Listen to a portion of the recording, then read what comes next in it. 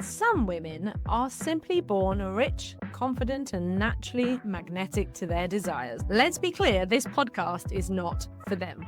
However, if you're a soul-driven, visionary, or entrepreneurial woman who's been on a mission to learn how to create a better future bursting to come out of you, welcome to my world.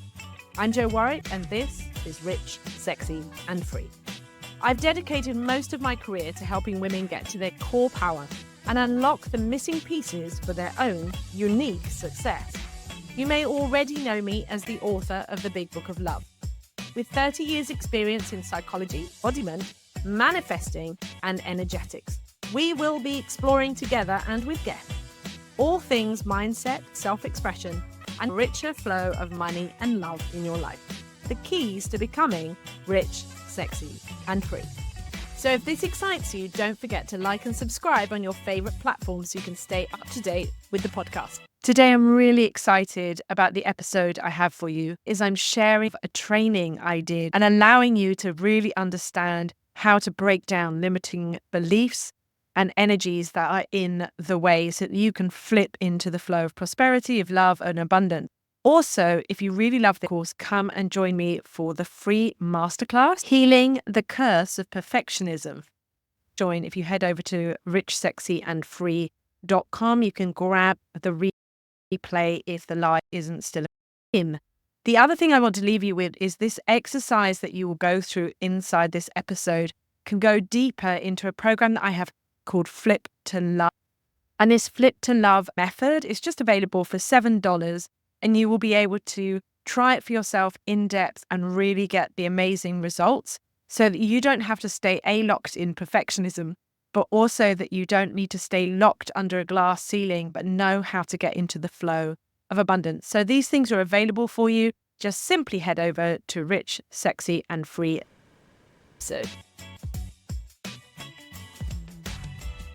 I have failed forward as much as I have succeeded. I was always really great at making loads of money and success for other people, attracting massive amounts of opportunities and growing businesses, but I was absolutely rubbish at letting myself keep it.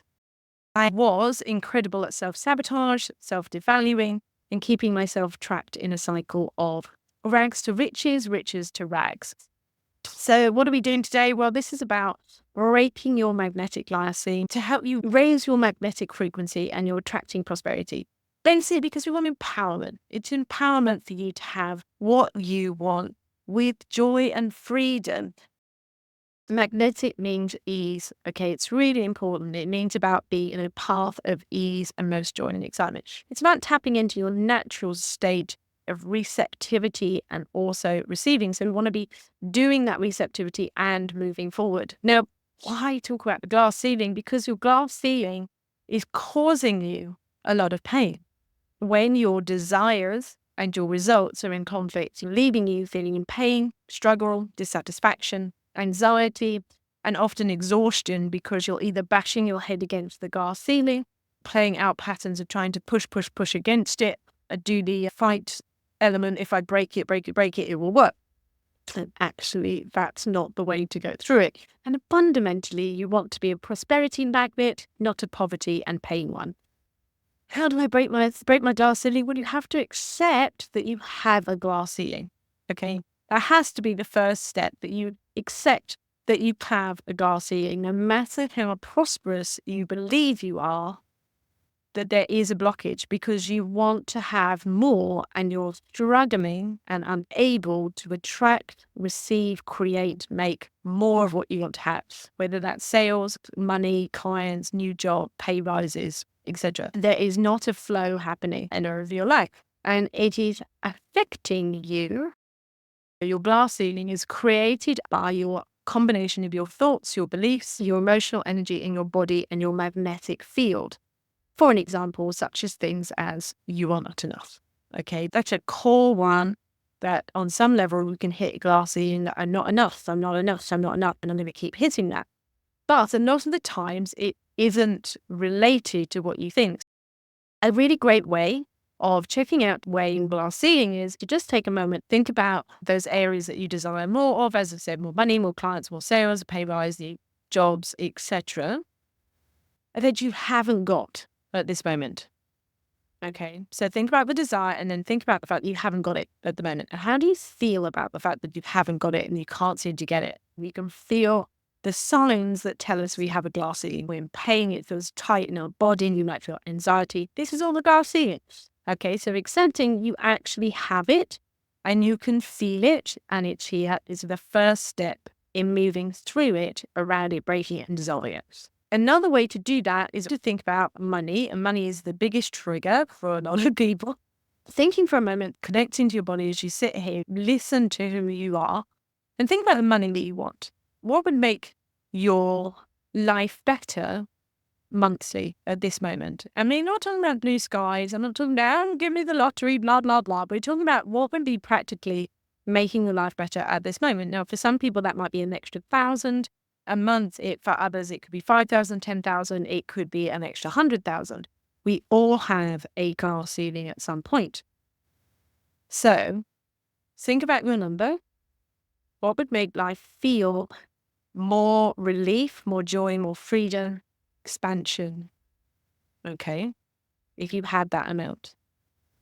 Feel how it feels in your body just to have that amount that feels comfortable. It should feel open, it should expand. It must feel an element of relief. Okay, now double it.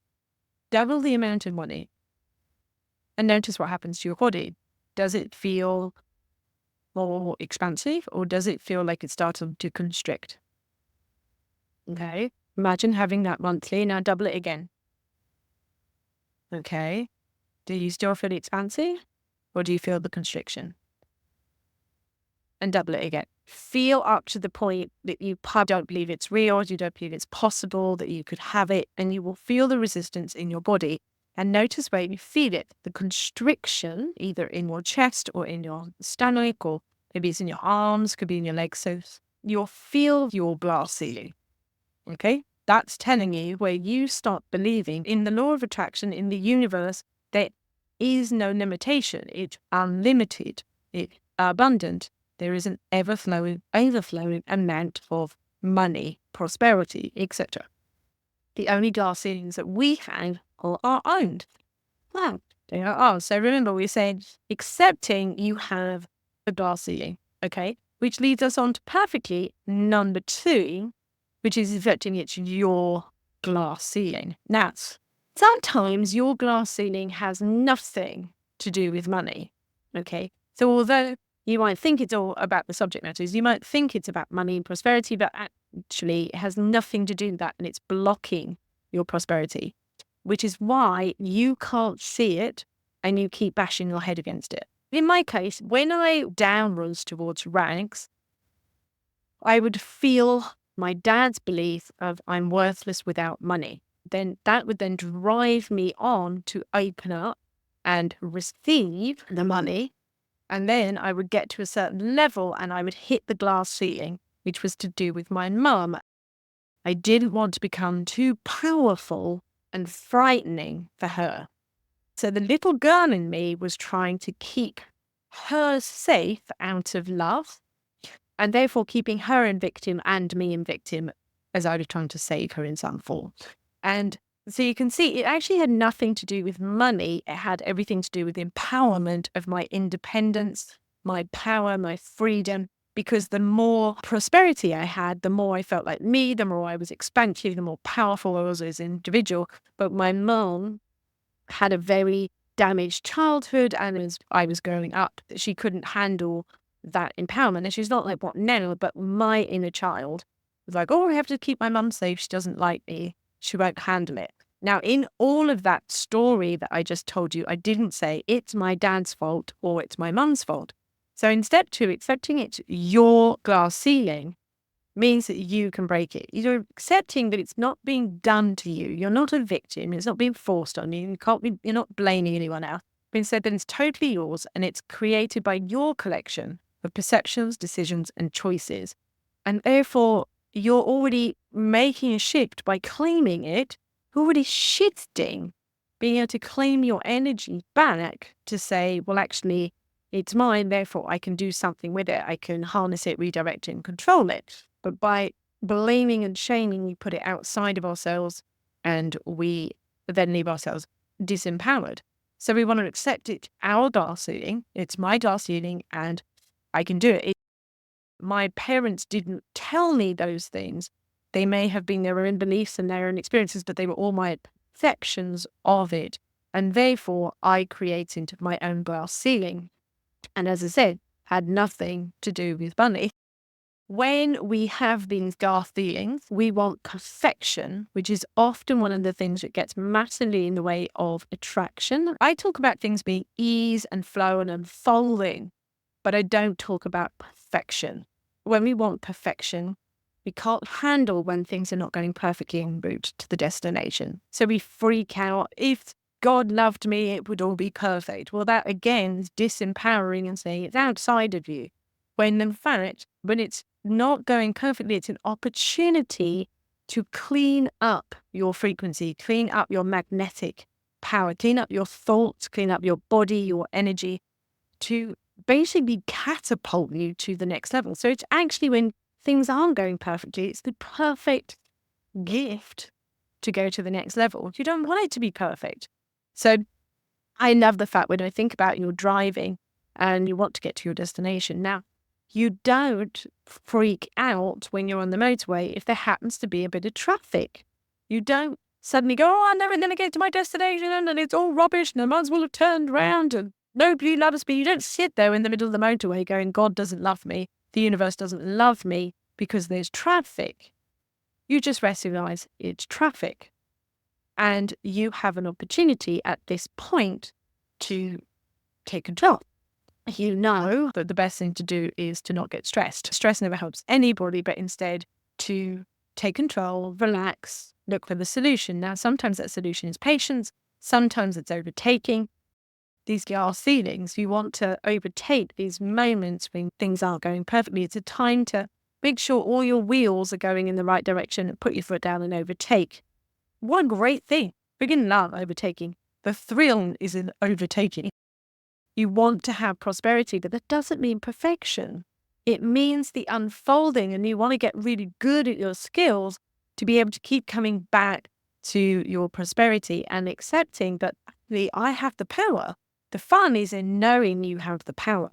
That's what's exciting. And actually discovering just how frigging magnetic you can be to prosperity when you stop allowing yourself to attract pain and suffering. So that brings us to step 3. So 1, I have a glass ceiling. And 2, that it is my glass ceiling and that I want to have the opportunity to become empowered and that I can keep moving forward. Number 3 of how do we break it? I'd use that word that in fact it's not breaking, okay? Because breaking pertains to force and is actually what's creating more of the problem. When we force against something, we create more resistance. That's physics, okay? So when you push against another energy, it will always come back to you. So I want to do that, but that's often what happens is we have this program of there's a problem and I want to keep fighting against this problem. And we actually get more and more stuck, more and more upset.